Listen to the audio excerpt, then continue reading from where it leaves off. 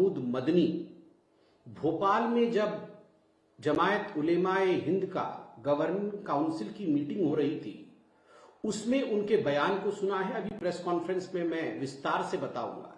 दूसरी ओर हमने देखा है किस प्रकार SIR को लेकर अखिलेश यादव जी ने अपने कार्यकर्ताओं के साथ मीटिंग की और मीटिंग के पश्चात जिस प्रकार का बयान अखिलेश यादव जी ने दिया है वह न केवल भ्रामक है मगर वह भी विभाजनकारी है। और दूसरी तरफ आज हमने देखा है कि भारत का जो GDP ग्रोथ रेट Q2 का रिलीज हुआ है वह किस प्रकार एक ऐतिहासिक फिगर है 8.2% में। इन सभी विषयों पे आज हम चर्चा करेंगे इस प्रेस वार्ता में कि देश की विघटनकारी शक्तियां किस प्रकार देश की अच्छाइयों के ऊपर काला साया मंडराना चाहती है, काले बादल से उसे ढक देना चाहती है, मगर देश की जनता ऐसा होने नहीं देगी।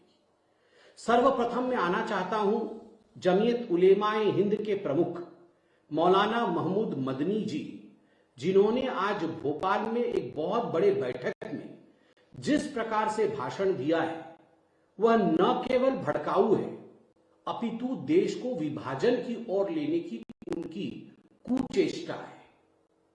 उनका कहना कि जिहाद होना चाहिए, जब जब जुल्म होगा तब तब जिहाद होगा, मुझे लगता है यह बहुत ही अनुचित शब्द है, बहुत ही अनुचित वाक्य है।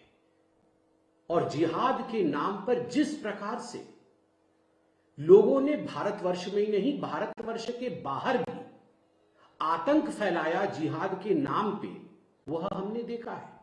तो स्वाभाविक रूप से यह कहना कि भारत में जिहाद होगा एक बहुत ही इररेस्पॉन्सिबल, गैर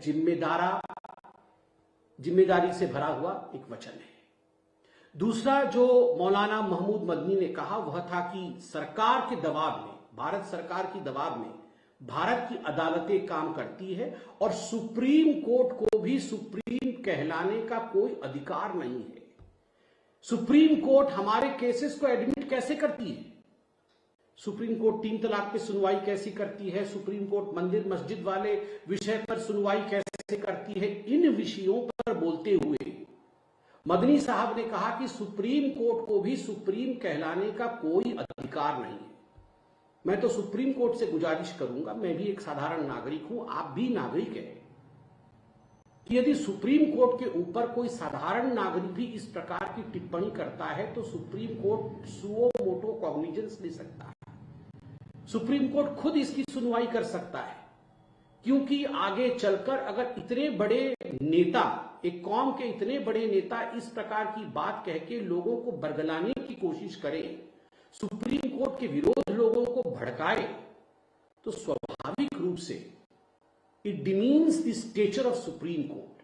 I firmly believe that the Supreme Court should take a cognizance of what Mr. Madani has said today. इस देश में सुप्रीम कोर्ट हर उस केस की सुनवाई करती है जो जनता जनार्दन सुप्रीम कोर्ट के देवड़ी पर लेकर जाती है। इसमें कौन सा हिंदू का केस है, कौन से मुसलमान के केस है, इसके तरजीह पर सुप्रीम कोर्ट कभी भेदभाव नहीं करती है।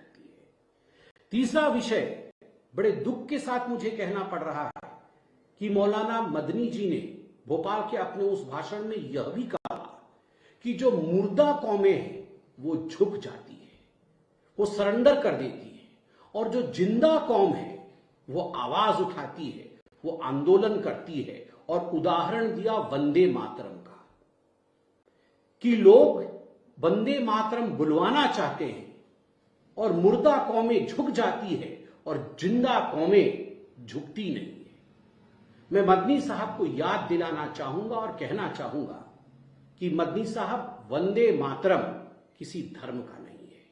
वंदे मातरम इस मिट्टी का सुगंध है, हिंदुस्तान का सुगंध है वंदे मातरम।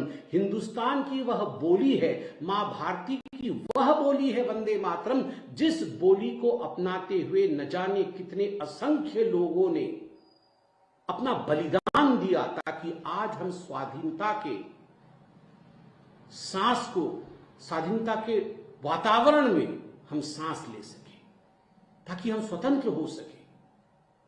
और यह जो साल चल रहा है, ये वंदे मातरम का 150वां वर्षगांठ साल चल रहा है। अर्थात वंदे मातरम को बंकिम चंद्र चट्टोपाध्याय जी द्वारा लिखे हुए 150 वर्ष 1875 में लिखा गया था, उसे लयबद्ध 1876 में रविंद्रनाथ टैगोर जी ने किया था। 1950 में उसे नेशनल सॉन्ग के रूप में स्वीकार किया गया था। और आज जब हम वंदे मातरम को प्रतिष्ठित कर रहे हैं, उसका महिमा मंडन कर रहे हैं, आज हम जब उसे पूरे देश में गा रहे हैं, तो इसमें जिंदा कौम और मुर्दा कौम ला करके वंदे मातरम के खिलाफ भड़काना, यह मदनी साहब और उनके साथियों का विभाजनकारी नीतियों को ही दर्शाता है। मुझे तो बड़ा आश्चर्य लगा है कि मदनी साहब ने आज यह भी कहा है कि मुसलमानों के लिए जिहाद बहुत पवित्र है और जब भी उनको लगता है कहीं जुल्म हो रहा है तो वो जिहाद करना चाहिए। मुझे लगता है इस प्रकार के शब्दों से, इन शब्दों के प्रयोग से कहीं न कहीं हिंदुस्तान की जो मूल भावना है, हिंदुस्तान का जो मूल मंत्र है, सबका साथ, सबका विकास, सबका विश्वास और सबका प्रयास, उस पर कुठाराघात होता है। मदनी साहब को इस प्रकार के वचनों का प्रयोग नहीं करना चाहिए। हम घोर निंदा करते हैं इस प्रकार के उनके बयानों का। साथ ही आज अखिलेश यादव जी ने भी कोई कोर कसर नहीं छोड़ा, भ्रामक वक्तव्यों को फैलाने की कोशिश की एसआईआर को लेकर। और अखिलेश यादव जी ने कहा एसआईआर होगा तो आरक्षण समाप्त हो जाएगा, नौकरी चली जाएंगी, महंगाई बढ़ जाएगी। मुझे तो लगता है एसआईआर के विषय में अखिलेश यादव जी को ट्रेनिंग लेनी चाहिए। एसआईआर क्या है, एसआईआर किस प्रकार होता है और एसआईआर क्यों होता है, स्पेशल रिवीजन क्या होता है, समरी रिवीजन क्या होती है, इन सब विषय में पहले अखिलेश यादव जी को राजनीति से पहले उस पर शिक्षा प्राप्त करनी चाहिए। कैसे नौकरी चली जाएगी? एसआईआर होने से किसी की नौकरी कैसे चली जाएगी? एसआईआर से आरक्षण छिन जाएगा? किस विषय को किस विषय से जोड़ रहे हैं?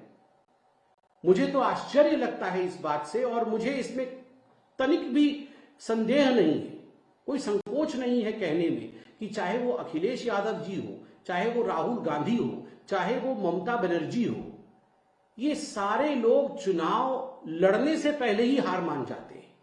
बिहार में आपने देखा किस प्रकार तेजस्वी जी और किस प्रकार राहुल गांधी जी सुबह से शाम तक एसआईआर एसआईआर एसआईआर करते रहे, और उसका नतीजा क्या रहा आप सबने देखा है। आज भी मैं अखबार में पढ़ रहा था कि आरजेडी का जो समन्वय बैठक हुआ, जो चिंतन शिविर हुई आरजेडी की, उसमें बताया गया कि ये एसआईआर हमने बहुत कर लिया, इसका कोई लाभ नहीं हुआ, उल्टे इससे हानि हुआ है।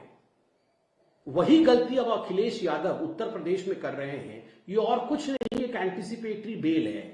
उन्हें पता है कि हार होने वाली है, उन्हें पता है करारा हार के साथ